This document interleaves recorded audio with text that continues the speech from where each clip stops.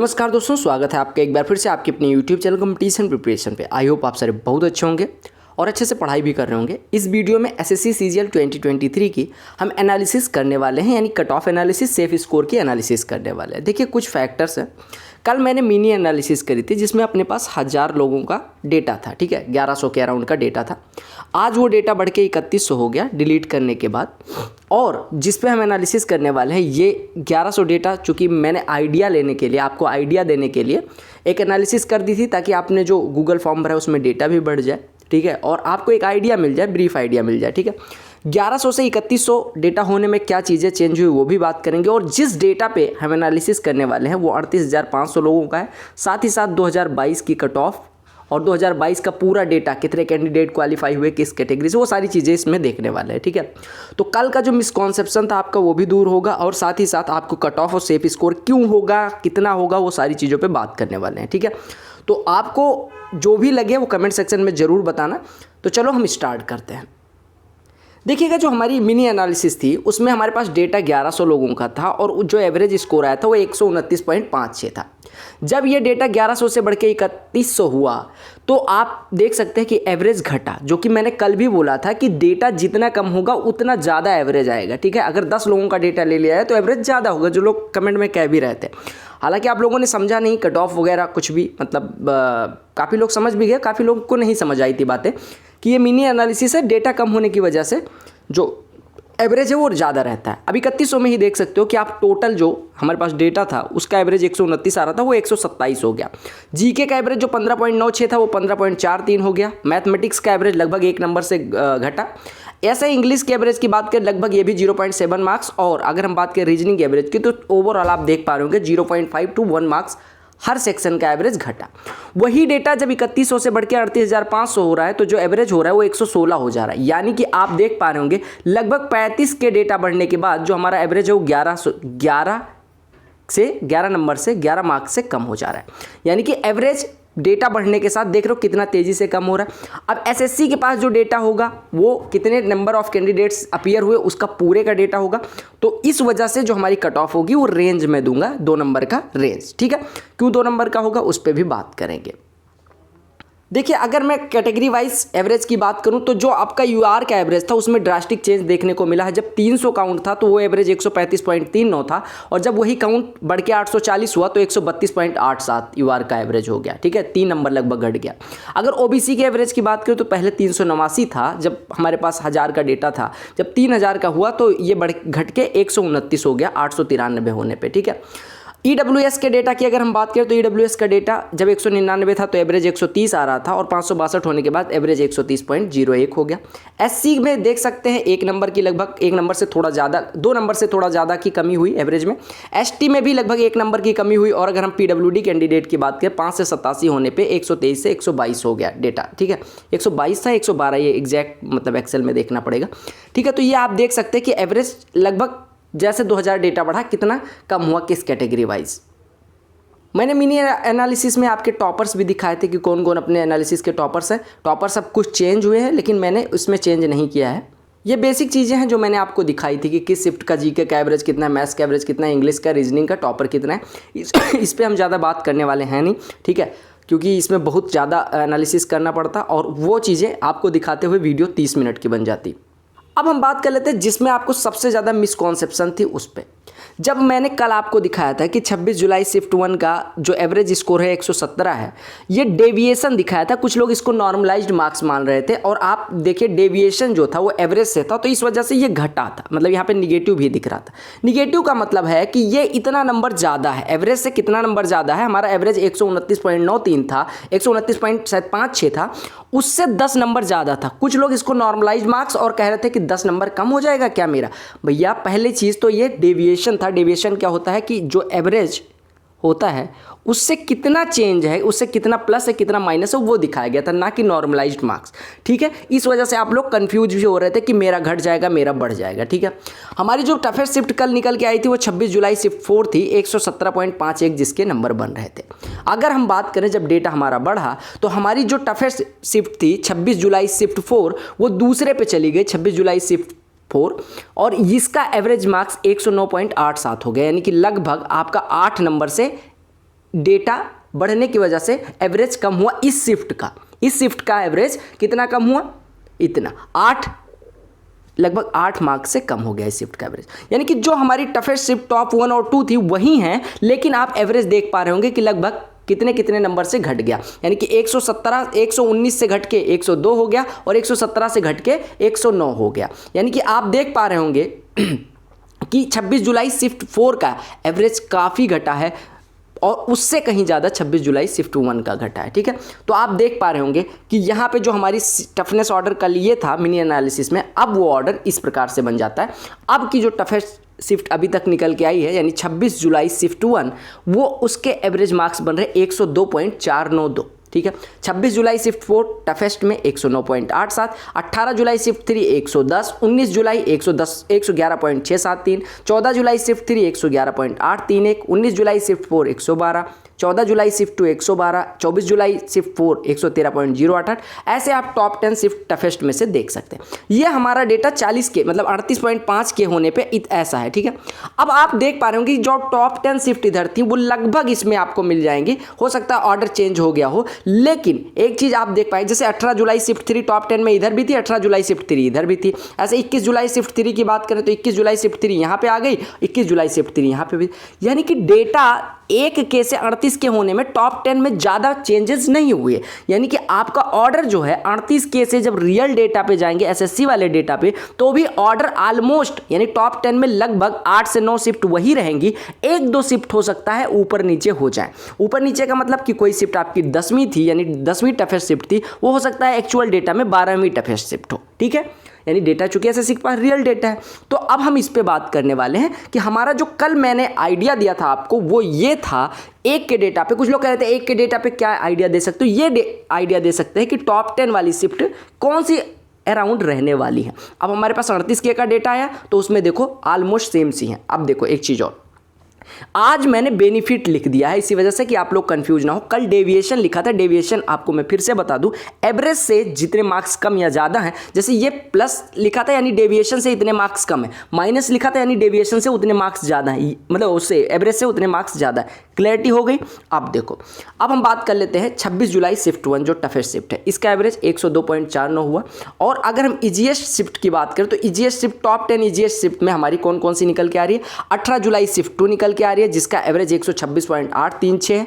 20 जुलाई shift 3 निकल के आ रही है जिसका एवरेज 124.942 है। 25 जुलाई शिफ्ट 2 निकल के आई है 121.451 है। 24 जुलाई शिफ्ट 2 121.146 है। 26 जुलाई शिफ्ट 3 120.7 है। 27 जुलाई शिफ्ट 1 119.68 है। 19 जुलाई शिफ्ट 1 119.54 और 27 जुलाई शिफ्ट 3 119.448। 17 जुलाई शिफ्ट 3 119.3 और ऐसे 25 जुलाई शिफ्ट 3 का एवरेज 119.031।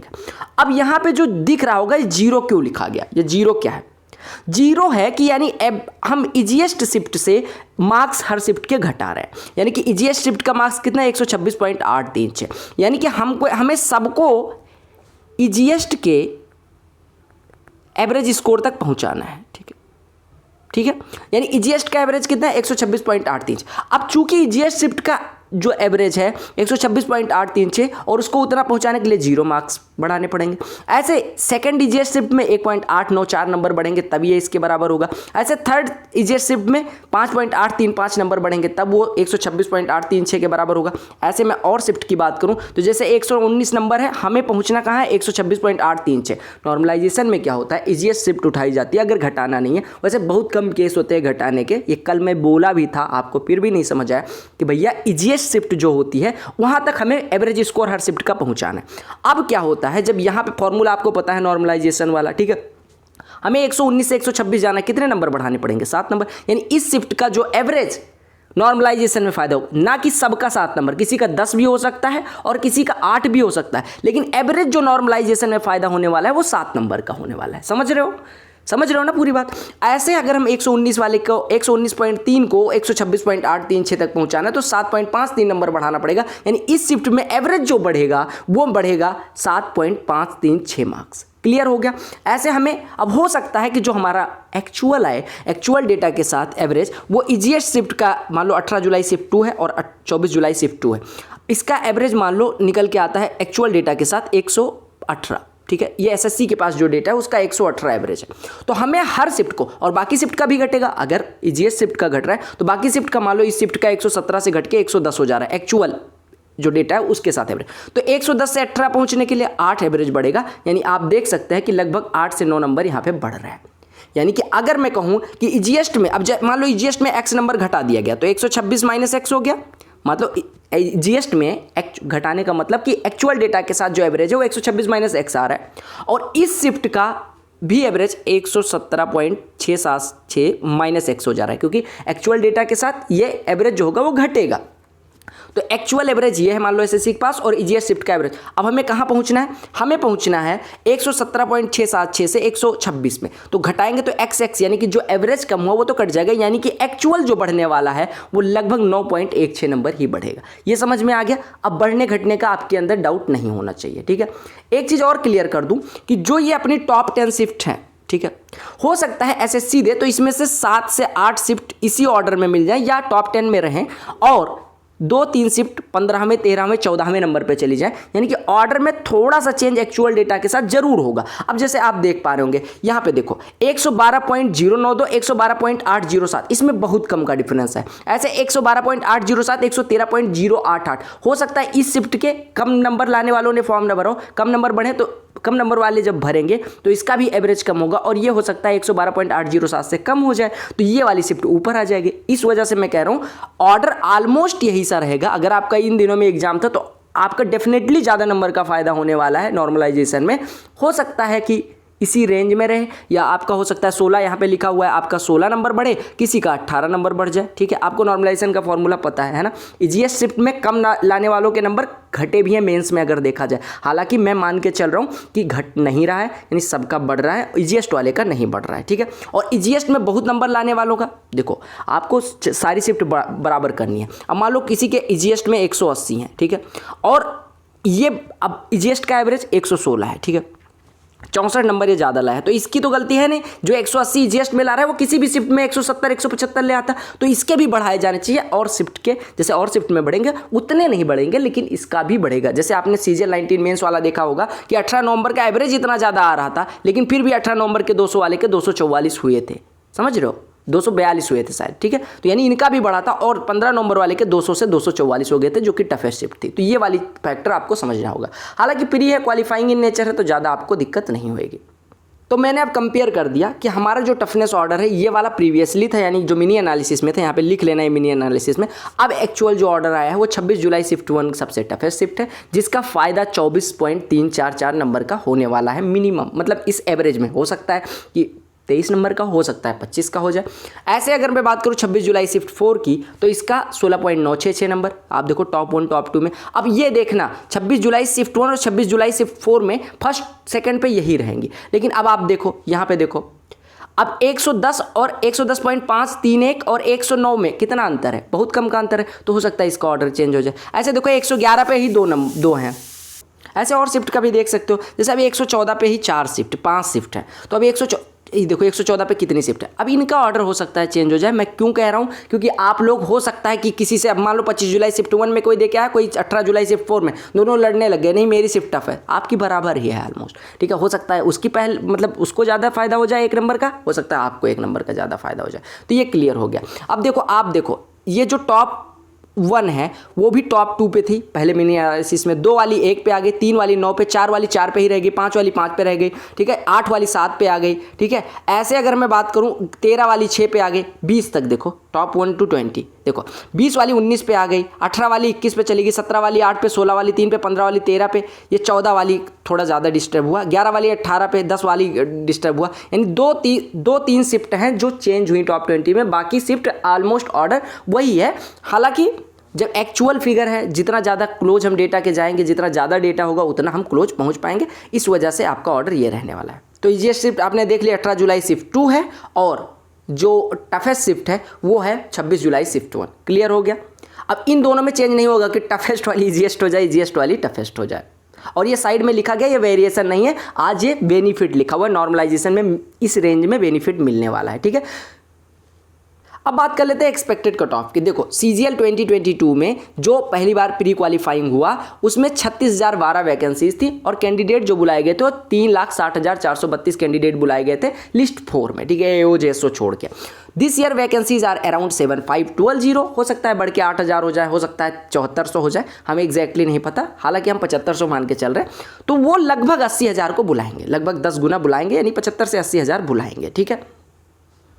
पिछले साल की अगर हम कट ऑफ मार्क्स की बात करें तो 114 कट ऑफ मार्क्स था, ठीक है, यूआर का, और ओबीसी का भी इतना ही था, ठीक है। यूआर और ओबीसी का कट ऑफ सेम था, जिसमें आप देख सकते हैं 114 मार्क्स पे यूआर के क्वालिफाई कर रहे थे 7365 कैंडिडेट, ओबीसी के 98,518 कैंडिडेट, एससी के 24,145 कैंडिडेट ऐसे थे जिनके 114 नंबर से ज़्यादा थे। ऐसे हम एसटी कैटेगरी के लिए बात करें तो उनके 6988 लोग ऐसे थे जो 114 नंबर से ज़्यादा थे। ईडब्ल्यूएस के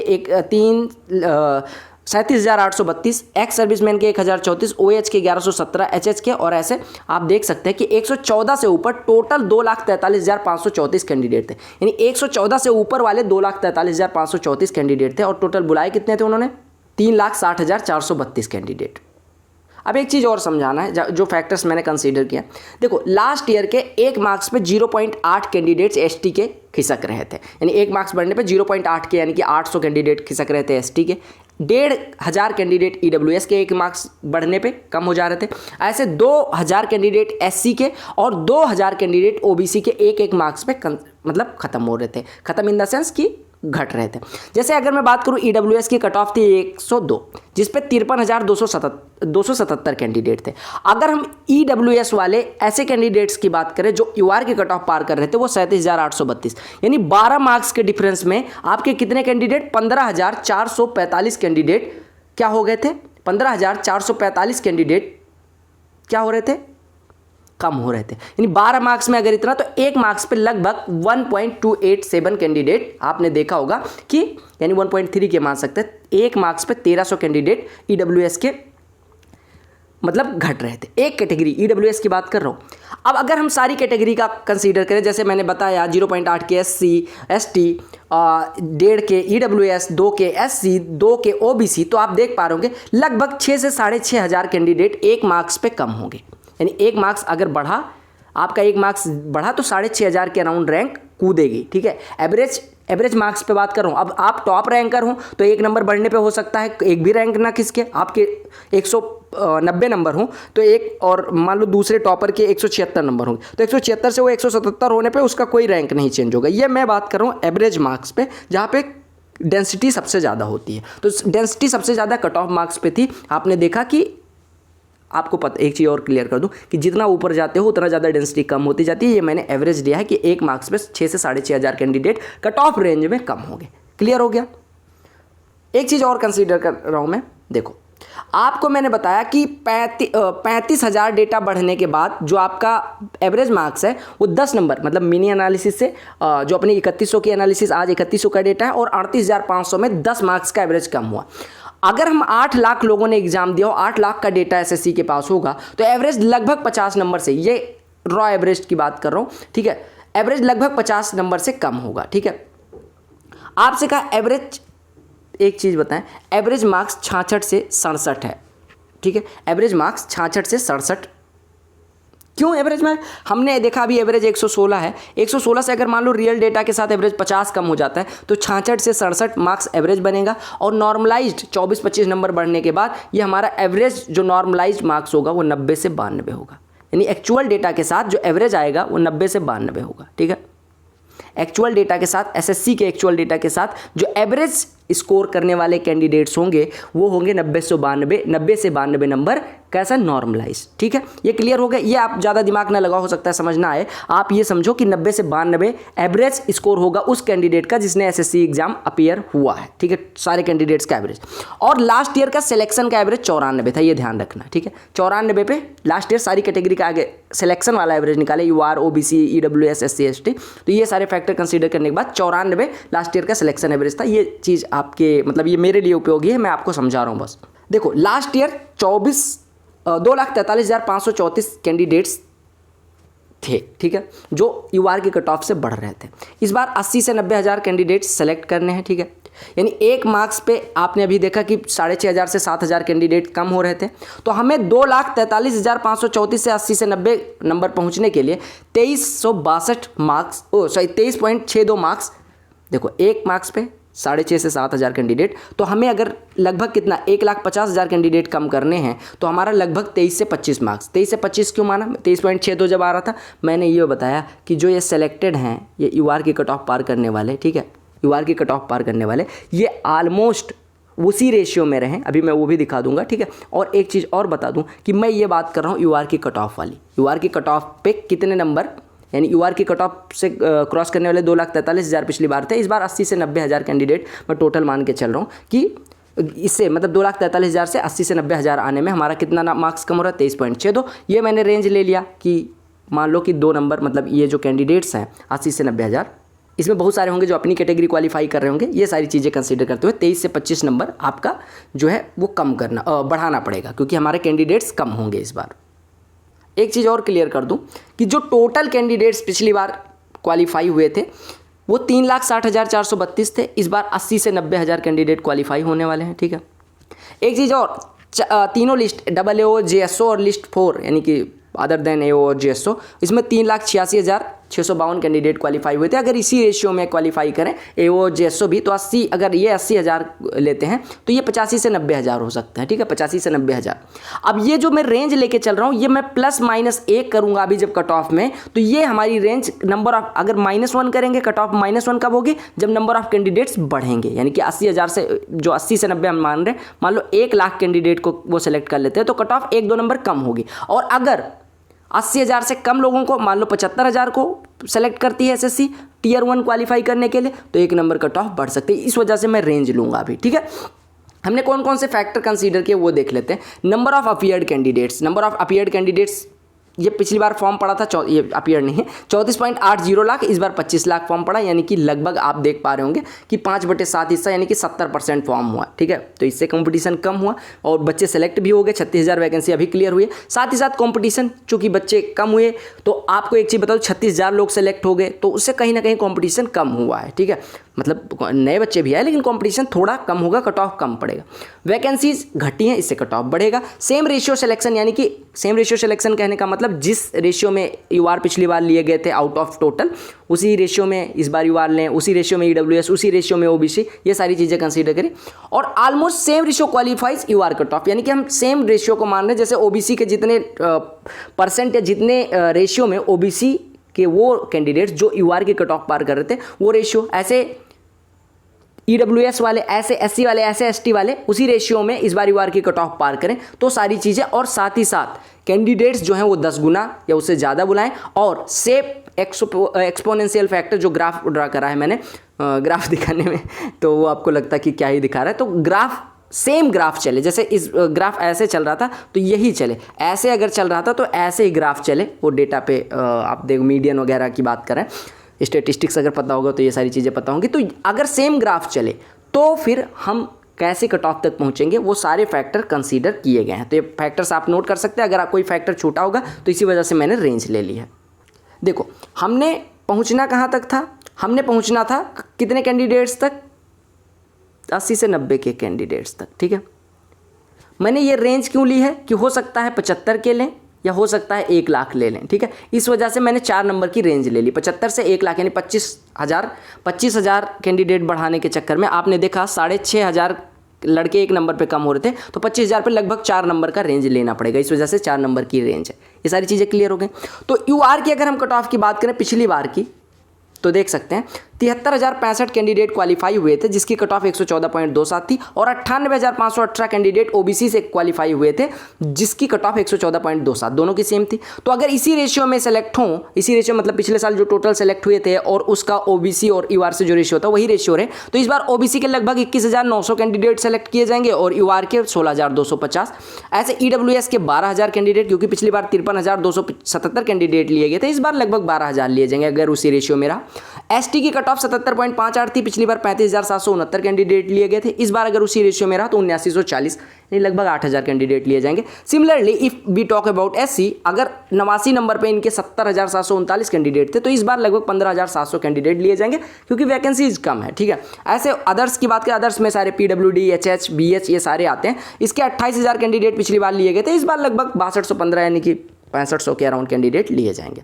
अब हम कट ऑफ मार्क्स की बात करें तो हमने अभी देखा था 23.62, हमारी सारी चीज़ें कंसीडर करने के बाद 23.62 कट ऑफ हमारी बढ़ रही, वैकेंसीज कम होने की वजह से, कंपटीशन वगैरह सारे फैक्टर इन करने के बाद और ग्राफ वगैरह का ड्रा करने के बाद हमारी जो कट ऑफ बन रही है वो लगभग इससे 23 नंबर बढ़ रही है, 23 से 25 नंबर, यानी कि 113.09 ये एससी की कट ऑफ लगभग बन रही है। एसटी की कट ऑफ बात करें, अगर 7940 कैंडिडेट सेलेक्ट होते तो 101.58, ओबीसी की कट ऑफ की बात करें तो 21,900 कैंडिडेट सेलेक्ट होने के बाद 132, ईडब्ल्यूएस की 126.35, यूआर की 138.27 और अदर्स की 94.7। अदर्स में मैंने सबसे ज़्यादा जो पिछली बार कट ऑफ गई थी उसकी बात करिए, उसी पे ये कैलकुलेट करा है। पिछली बार सबसे ज़्यादा कट ऑफ 70.7 थी अदर्स में, मतलब पीडब्ल्यूडी की शायद थी, तो ये पीडब्ल्यूडी की बेसिकली कट ऑफ है। एचएचबीएच उसी हिसाब से कैलकुलेट कर लेना।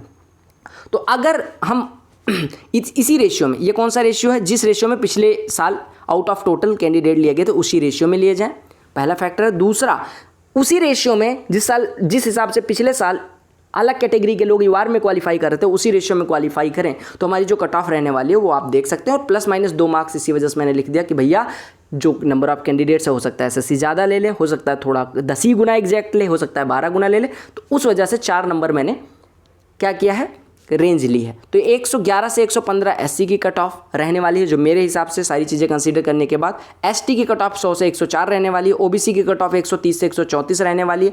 ऐसे ईडब्ल्यूएस की कट ऑफ की बात करें 124 से 28 रहने वाली है और यूआर की कट ऑफ 136 से 140 रहने वाली है और अदर्स की कट ऑफ 93 से 97 रहने वाली है। एक चीज़ और मैं बता दूं कि अगर आपका इस रेंज में नॉर्मलाइज, यहाँ पे नॉर्मलाइज लिखा है मेरे मालिक, ये ध्यान से देख लेना, नहीं तो आप लोग कमेंट करने लग जाते हो नॉर्मलाइज, यानी नॉर्मलाइज मार्क्स अगर आपके, आप अपनी शिफ्ट में नंबर जोड़ लेना, जो मैंने शिफ्ट का दिखाया है एक बार फिर से दिखा दे रहा हूँ, यहाँ पे ढूंढ लेना अपनी शिफ्ट और देख लेना, ठीक है। इसी हिसाब से नंबर जोड़ने के बाद, देख लिया, इसी हिसाब से नंबर जोड़ने के बाद अगर आपके मार्क्स इस रेंज में पड़ रहे हैं, ठीक है, तो बिना सोचे समझे मेंस की प्रिपरेशन स्टार्ट कर दो, ठीक है। और मेंस की प्रिपरेशन स्टार्ट कर दो, टाइम बेकार ना करो। एक और सबसे इंपॉर्टेंट चीज़, कट ऑफ का खेला यहीं ख़त्म कर दो, ठीक है। बाकी एनालिसिस जो देखनी होगी वो देख लेना। मेरे हिसाब से अभी आपको अगर इस रेंज में पढ़ रहे हैं, इससे 1-2 नंबर कम भी पढ़ रहे हैं तो भी मैं कहूँगा मेंस की प्रिपरेशन करो, क्योंकि मेंस की प्रिपरेशन ख़राब तो जाएगी नहीं जो चीज़ें आप पढ़ोगे। और ये हमारा ऑफिशियल कट ऑफ नहीं है। एक चीज़ और बता दो भैया, मैंने सारी चीज़ें मेहनत करने के बाद ये कट ऑफ तक पहुँचे हैं, ठीक है। तो मेहनत की रिस्पेक्ट करो ना करो, स्क्रीनशॉट ले लेना, हम मिलेंगे जब कट ऑफ आ जाएगी टीयर 1 की तब, ठीक है। फिर इस वीडियो के कमेंट में गालियां देना अगर इतनी नहीं गई, मेरे हिसाब से इतनी ही जानी चाहिए कट ऑफ, आप स्क्रीनशॉट ले लेना। लास्ट में मैं बस इतना कहूँगा, थैंक यू रहेगा, आपने जो डेटा दिया हमें और मैंने जहाँ जहाँ से डेटा उठाया उन सब का थैंक यू, और आपके सारे व्यूज़ वेलकम किए जाते हैं, ठीक है। एक चीज़ और बता दूँ कि आप प्लीज़ जो भी, मतलब ये था मेरा व्यूज़ या मेरा कैलकुलेशन, मैंने एक्सेल को और मतलब अपनी चीज़ें बस ये समझिए सोर्स अपनी समझ से लिए हैं, बाकी सारी चीज़ें एक्सेल पे फॉर्मूले लगा के की हैं, ठीक है। तो ऐसा नहीं कि मैं एनालिसिस में नया हूं या कोई पुराना है या कोई कुछ। ये सबसे इंपॉर्टेंट चीज़ बता दूं कि अगर आपको एक्सेल का थोड़ा सा नॉलेज होगा तो एक्सेल पे सारी चीज़ें डालने के बाद एक्सेल अपने आप आपको सारी चीज़ें दे देता है, ठीक है। टेब्ल्यू अगर आपको आता है तो भी उससे भी हो जाता है। बाकी आपको गुड लक रहेगा मेंस के लिए। मेंस की तैयारी पे जी जान लगा के शुरू कर दें। आपके लिए मेंस के लिए सीजीएल 2023 टीयर 1 सॉल्व पेपर्स 2022 मतलब 2018 से लेकर 22 तक सारे प्री मेंस के सॉल्व पेपर्स आपको मिल जाएंगे। आपको बेसिक कॉन्सेप्ट्स के लिए स्टार बेस्ड प्लेलिस्ट मिल जाएगी जिसमें आपको एडवांस में पूरा करवाया गया। स्टार बेस्ड 2.0 प्लेलिस्ट मिल जाएगी जिसमें एकदम कॉन्सेप्चुअल क्लैरिटी के साथ आपकी एरिथमेटिक्स करवाई गई है और आपके चैनल पे 1600 वीडियोज़ हैं जिसमें से 1500 वीडियोज़ ओनली क्वेश्चंस करवाए गए हैं। तो आप प्रैक्टिस कर सकते हैं। मैं हमेशा सजेस्ट करूँगा अगर आपको स्ट्रेटजी चाहिए तो एक स्ट्रेटजी देख लो और वही फॉलो करो। जो भी देखिए या जो भी बनाइए वही फॉलो करना है। मेंस तक मॉक्स देते रहो। गुड लक रहेगा। मेंस में बहुत अच्छे मार्क्स से क्वालिफाई करोगे और आपको ड्रीम पोस्ट मिले। Good luck, love you all, bye, take care.